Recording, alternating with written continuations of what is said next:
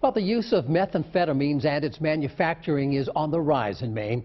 It is a drug that takes a terrible toll on users, but its producing and use can also impact the health of unsuspecting people who breathe the long-lasting toxins left behind.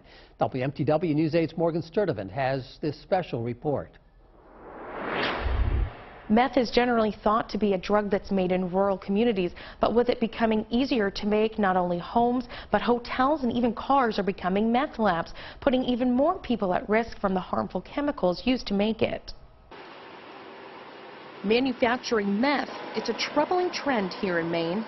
What we've seen over the last number of years is literally a doubling, where a number of years ago we were at 1 or 2, then it became 6, then it became 13, then it became 20, and now we're at 31 for this calendar year. We've heard for years and years that methamphetamine is going to make its ride across the Mississippi, and once it hits the eastern coast, it's going to explode. It's beginning to do that. Rob Hunt works in law enforcement, but he also works as a technician for biospecialists, cleaning up gruesome crime scenes. The nature of the work, as far as the scene and the blood and the stuff that most people would find kind of gross or whatever, kind of built up an immunity to it. Because of the increased number of meth labs in Maine, biospecialists are turning their attention to cleaning up those labs.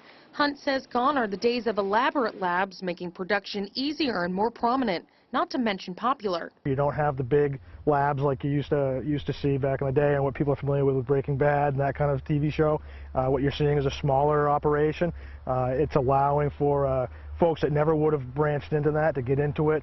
While only a few dozen meth labs have been discovered, there are many other operations that may have gone unnoticed, and the damage can wreak havoc on a property, leaving behind harmful chemicals. We know that people that are smoking methamphetamine are ingesting the meth, and 50% of what they're smoking is going and is permeating into the structure.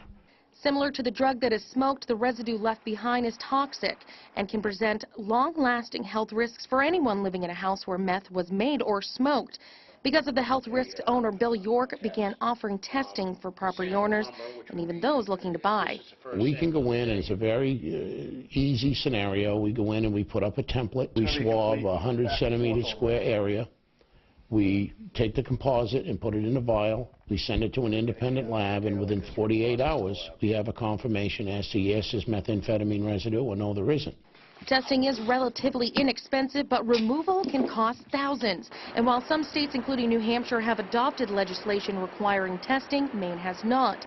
Hunt says he doesn't see meth leaving Maine anytime soon, meaning it's time for similar laws here. Ideally, I'd like to see that law enforcement's able to stay on top of it and drive it out of the state. I don't think that's going to happen. I think you're going to start seeing a lot more of it.